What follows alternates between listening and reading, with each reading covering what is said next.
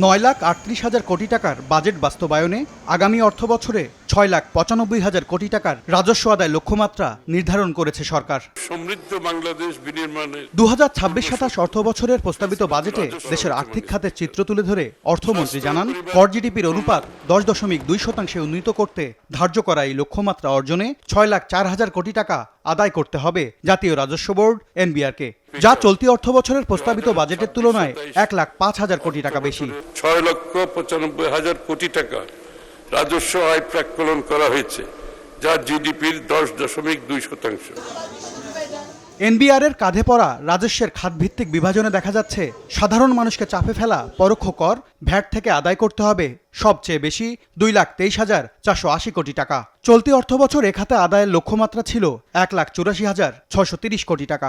তাই আজ শুধু আমি নই, সবাই জানে সাদার আরেক নাম ফার্স্ট ওয়াশ ডিটারজেন্ট পাউডার। জাতীয় রাজস্ব বোর্ডের মাধ্যমে 6,04,000 কোটি টাকা এবং অন্যান্য উৎস হতে 91,000 কোটি টাকা সংগ্রহ করার প্রস্তাব করছি। রাজস্ব আদায় লক্ষ্যমাত্রা বেড়েছে আয়কর ও ভ্রমণ খাতেও। নতুন অর্থ বছরে এই খাত থেকে 37% বা 2,23,480 কোটি টাকা আয় করতে চায় এনবিআর।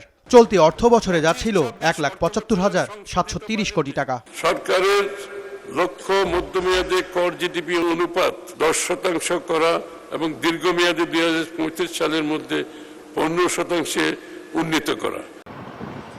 আমদানি ও রপ্তানি খাতে শুল্ক বাবদ এনবিআরকে আদায় করতে হবে 1,57,000 কোটি টাকার বেশি। চলতি অর্থ বছরের তুলনায় লক্ষ্যমাত্রা বাড়ছে 27,300 কোটি টাকা। রাজস্ব আদায়ের লক্ষ্য পূরণের বিপরীতে করদাতাদের ওপর চাপ কমাতে কর প্রশাসনের আধুনিকায়নে জোর দিচ্ছেন অর্থনীতিবিদরা। সামগ্রিকভাবে আমাদের এনবিআরের যে কর আহরণের যে কৌশল, সেই কৌশলের অংশ হিসাবে এটাকে দেখতে হবে। এটা কেবলমাত্র যে আমার বড় ঘাটতি আছে, আমার এবার বিরাট টার্গেট আছে, সুতরাং যারা আছে ট্যাক্স নেটের মধ্যে তাদের উপরে এটা আমরা বেশি বেশি হারে করলে আরও অনেক টাকা পাবো, এই দৃষ্টিভঙ্গি থেকে করলে এটা হয়তো সঠিক হবে না। মধ্যমেয়াদে কর জিডিপি অনুপাত 10% পার করে দীর্ঘমেয়াদে 2035 সালের মধ্যে তা 15% উন্নীত করার লক্ষ্য সরকারের। এম এস আরিফিন, সময় সংবাদ, ঢাকা।